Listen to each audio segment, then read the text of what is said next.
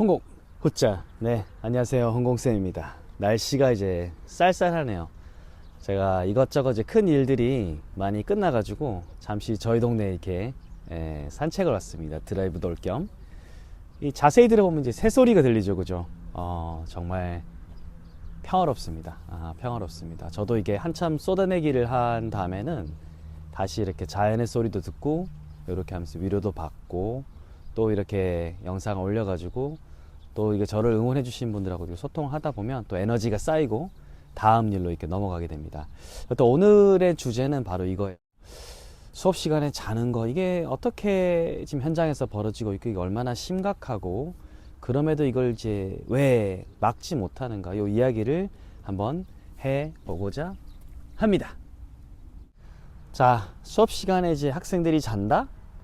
사실은 이제 라떼는 제가 이제 학생 때도 뭐 물론 자는 애들이 있었긴 했지만 그때는 사실은 그죠, 잔다라는 것은 뭐 아이가 정말 진짜 갈 때까지 갔거나 뭐 그런 상황 아니고서는 선생님들한테 진짜 막 크게 혼이 났었죠, 그죠? 혼이 났죠. 조금 떠들거나 졸거나 이래도 뭐 크게 혼나고 막 체벌을 받고 이러던 시절이었기 때문에 지금이랑은 사실은 비교가 불가합니다. 비교가 불가하고요. 최근에 이제 뭐 요즘 뭐 중학교든 고등학교든 특히 이제 중등이라고 하죠, 그죠? 중고등학교를 합해서 보통 중등이라고 하잖아요. 초등보다는 이제 중등에서는 이게 굉장히 어떻게 보면 이제 봐도 놀랍지 않다라는 그런 좀 상황인 것 같아요. 애들이 자잖아요. 특히 이제 고등학교, 저 이제 고등학교 또 많이 근무를 했고 자는 거가 참 제가 이제 EBS 강사를 하는데도 자는 걸 막는 게 진짜 좀 어려웠어요. 제가 뭐 교수법적으로도 나름 열심히 준비한다고 해도 좀 쉽지 않았던 일이다. 그래서 고백을 하건대 열심히 하고 최선을 다하고 성을 다했음에도 불구하고 참 이건 앞으로도 막기 힘든 현상이겠구나라는 걸 많이 느꼈고, 최근에 또 이런 또 썸네일이라든지 영상을 보게 되니까 참 이게 현장에서 정말 박탈감이 느껴지고 힘들겠다라는 생각을 또 한 번 하게 됐습니다. 그래서 뭐 제가 뭐 해결책을 제시하고 이렇게는 못할 것 같고, 이런 현상에 대해서 이제 전직 교사로서 이제 뭐 어떤 생각을 갖고 있는가, 뭐 그 정도만 소회를 좀 나누려고 합니다. 일단은 뭐 아이들이 뭐 여러 가지 이유가 있겠지만 필요가 없다고 그냥 판단을 하는 경우가 좀 상당히 많더라고요. 고등학교 같은 경우에 뭐 영어 이제 등급이 따로 필요가 없다. 요런 경우, 나 영어 이제 안 봐도 되는데 잘 안 봐도 된다. 혹은 뭐 그 과목 자기한테 좀 필요가 없다 라고 하게 되면 그냥 요즘 경우에는 선택을 할 수 있는 구조이기 때문에, 저희가 이제 어릴 때 그럴 때는 선택을 보다는 이제 대부분의 과목들을 다 했었어야 되잖아요. 심지어 체력장까지 넣던 시절이었는데 지금 선택이 되다 보니까 그게 뭐 어떤 학생들 개개인의 어떤 특성, 개성, 뭐 강점을 부각을 할 수도 있겠지만 아이들이 선택적으로 때로는 이제 하향 지원을 해버리는 거예요. 나 영어 안 해도 딴 것들 그냥 등급 맞추면 되는데 굳이 내가 왜 영어를 해야 되나 라는 판단이 한번 이렇게 중심에 들어가 버리면 그 머릿속에 있는 중심을 누군가가 바꾸기는 굉장히 어렵고, 그것이 뭐 교사가 막 이렇게 하든 때로는 부모가 하든 어렵습니다.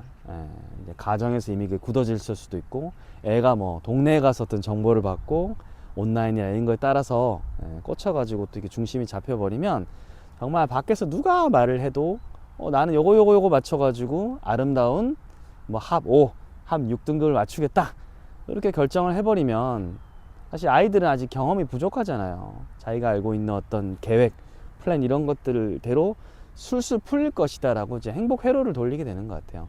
이래서 첫 번째 제가 볼 때는 이제 뭐 선택적으로 좀 필요하지 않다라고 판단을 하게 되는 경우에는 그 수업 시간이 자기한테는 이제 무의미한 것 같아요. 그래서 좀 자게 된다든지 아니면 이것도 뭐 정말 나쁘긴 한데 뭐 그 시간에 영어가 필요 없다, 선생님한테 말을 하거나 혹은 말을 하지 않거나 하고는 뭐 수학을 푼다든지 다른 과목을 이제 선택을 해버리기도 합니다. 이 대선택의 시대에 그 아이한테 어떻게 보면 쓸모있는 수업과 시간이 돼야 된다는 것을 이 입시 구조 안에서 그 과목이 선택 과목이 딱 돼버리는 순간 무쓸모잖아요.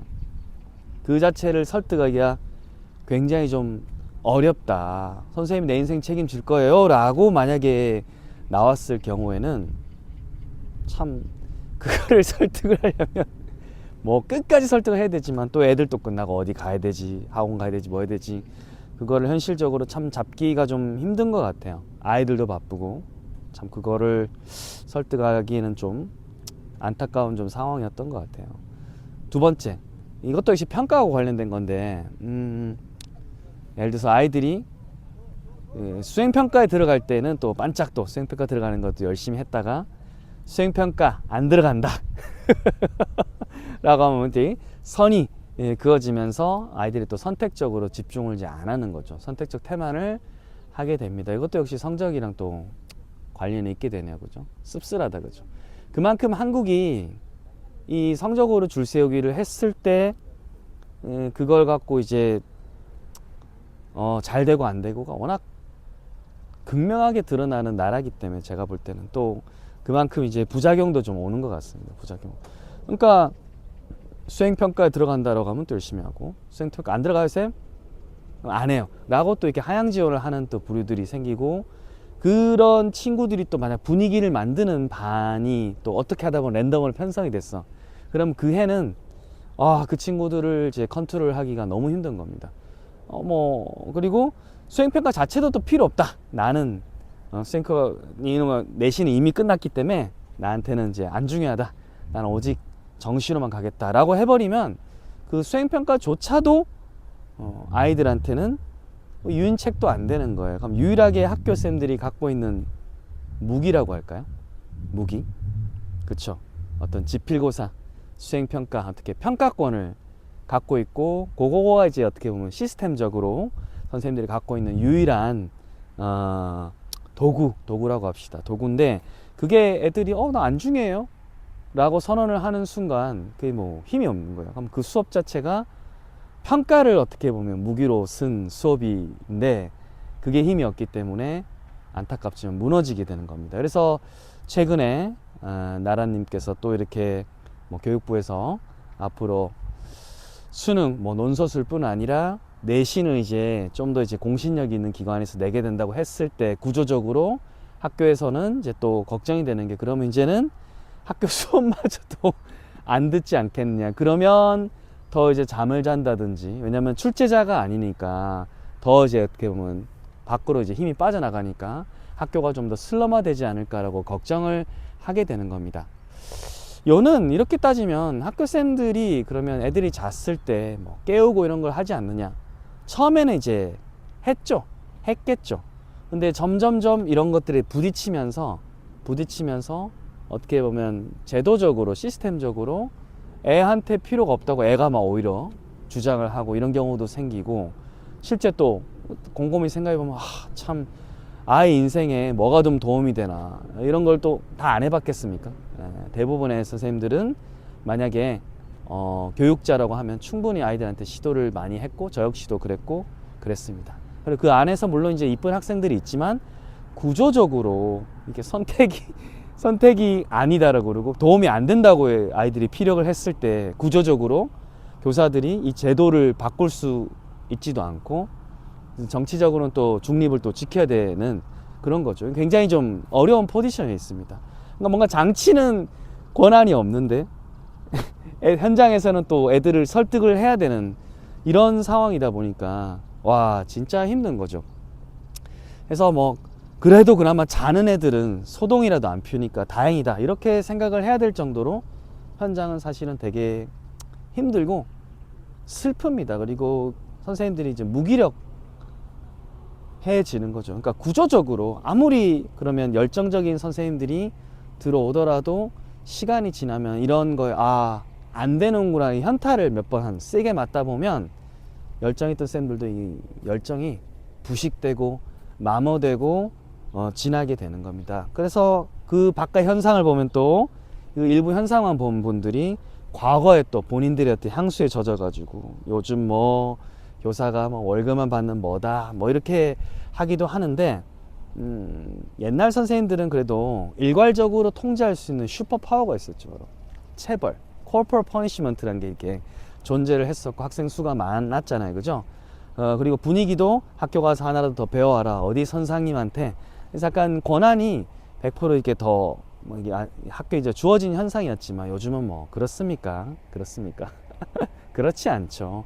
그러니까 리스크는 높아지고, 그렇죠. 뭔가 할 수 있는 것은 없는 상황에서 분위기는 점점 이렇게 슬럼화가 된다고 하면 이거는 열정 만수르가 들어와도 시간이 지나면서 이제 마모될 수밖에 없는 구조가 된다. 그러면 교사들이 이제 선택할 수 있는 건 시간이 지났을 때, 아, 빨리 내가 교실에서 벗어날 수 있는, 그쵸, 어떻게 보면 관리직이라든지 전문직을 선택을 강요받는 분들도 있어요. 빨리 이걸 이제 파악을 해가지고 나는 와, 이거 평생 내가 할 수는 없겠구나, 이런 분들이 있고, 또 어떤 분들은 그 안에서도 아니야, 내가 이럴수록 더 있어야 돼 라고 하게 되는 거죠.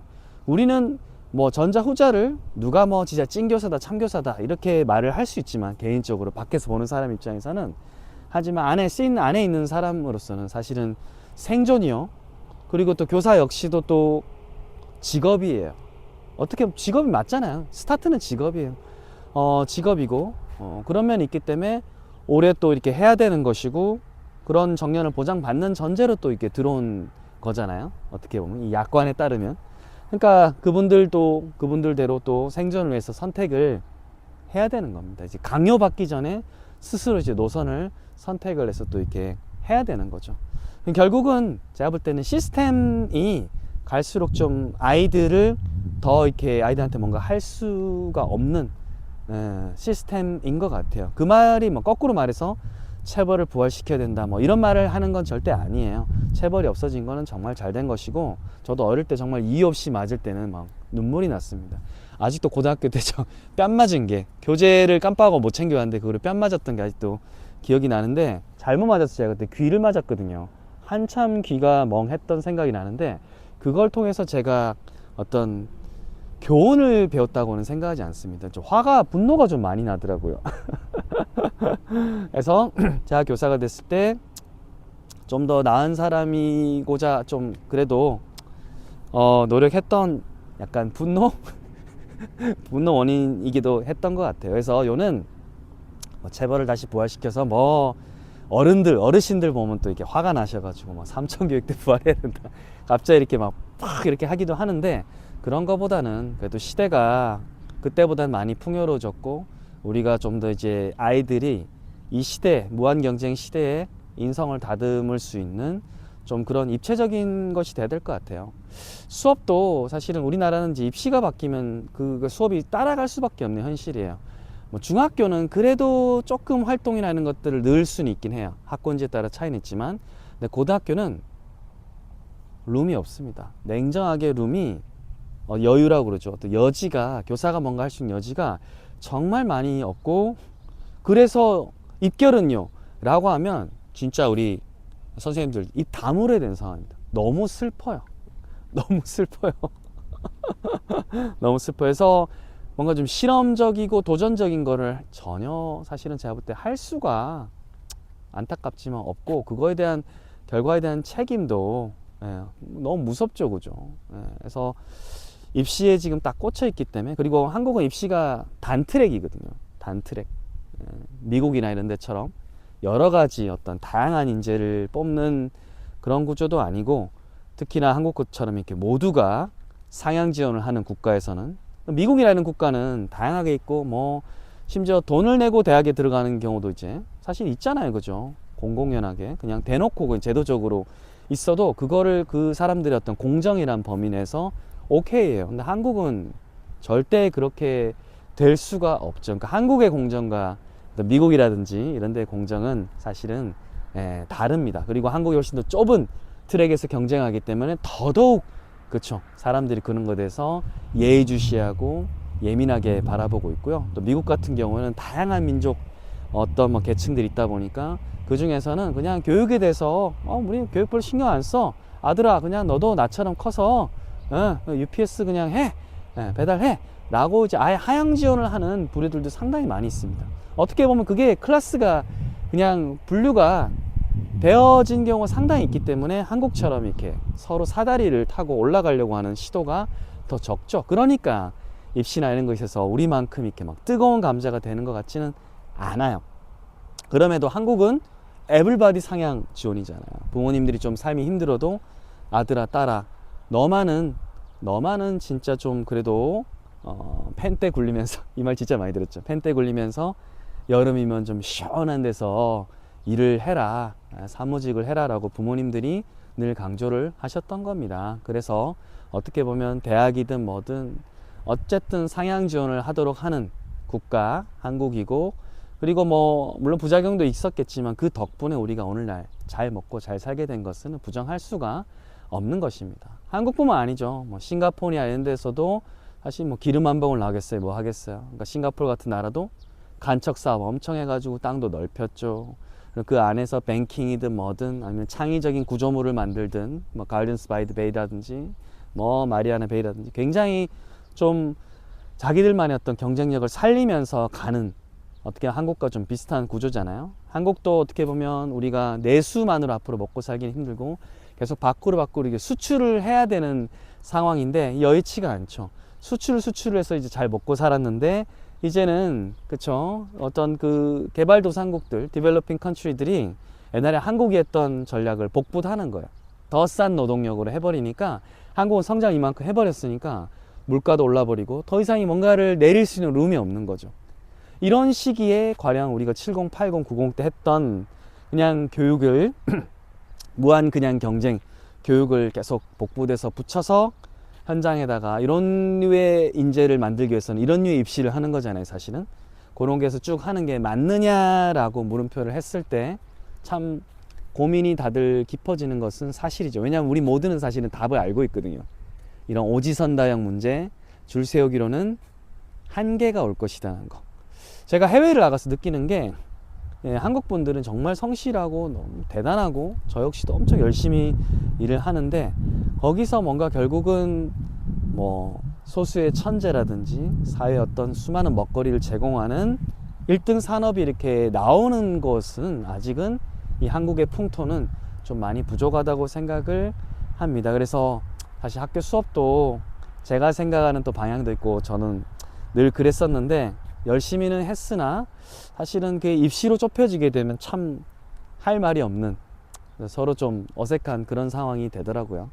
그래서 오늘은 이 자는 아이들에 대해서 뭐 전반적으로 이야기를 해봤습니다. 뭐 애들이 무슨 죄가 있겠느냐, 선생님들이 무슨 죄가 있겠냐, 가정에서 무슨 죄가 있겠느냐, 저는 그렇게 생각합니다. 교육의 3주체잖아요. 이게 좋은 시너지를 보려면 서로가 생각하는 목표에 대해서 어느 정도 비슷한 영역 안에서 있고, 그게 돼야 이제 학교에서 하는 것에 대해서 아이들도 부모님들도 존중하고 선생님들은 다시 그거에 감사하면서 이렇게 약간 봉사하듯이 이렇게 선순환이 돼야 되는데 현재로서는 그것이 조각이 좀 맞지 않는 것 같아요. 그래서 한쪽이 제공하는 것들이 우리한테는 필요가 없을 수도 있어, 혹은 필요 없어라고 선언을 하는 사례가 생기다 보니까 정말 그게 무쓸모한 상황이 돼버리기도 하고, 교사도 아이들도 부모들도 이게 좀 난감한 상황이 좀 있는 것 같습니다. 되게 슬프죠, 그죠? 여튼 뭐 모르겠어요. 저 같은 평범한 시민이 느낀 그냥 이야기를 말해봤고요. 어쨌든 수업 시간에 아이들이 정말 꿈을 키워가야 되는데 자면서 꿈을 꾼다는 것은 그 안에 있는 선생님들도 너무 힘들고 그 아이들도 뭐 사실은 잠만 자는 게 뭐 쉽겠습니까? 잠만 자는 것도 힘들어요, 그죠? 여러모로 안타까운 상황이고, 이런 것이 잘 되기 위해서는 진짜 그쵸, 구조적으로 제도적으로 정말 진지하게 현장 부모와 학생들을 위해서 논의를 하고 좋은 정책들이 좀 뚝심 있는 코어 있는 교육이 좀 나왔으면 하겠고, 정말 어렵습니다. 왜냐하면 그동안 우리가 먹고 살기 위해서 해왔던 공식이 사실 이제 더 이상 좀 적용되기 어렵다는 것을 다들 받아들이고 좀 방향을 바꿔야 되는데, 늘 그러면 변화에서는 보수적인 관점에 봤을 때는 또 두렵고 말이 안 되는 것 같고, 또 이거 갖고 또 어떻게 보면 먹고 살고가 또 결정되는 분들이 많이 있기 때문에 참 어렵긴 합니다. 그럼에도 천천히 변화해야 된다는 것은 다들 동의를 하실 거예요. 급진적인 변화보다는 서서히 서서히 좀 미래적인 안목을 보고 교육이 100년 지게 100년 있잖아요. 하여튼 그거 지금 기억이 안 나네. 그런 생각으로 좀 플랜을 잘 짰으면 좋겠습니다. 오늘 아침에 새 소리 들으면서 조용히 한번 또 토크를 해봤습니다. 앞으로도 한 번씩 소통을 하도록 하겠습니다. 여러분도 좋은 하루 되세요. 홍고 후짜.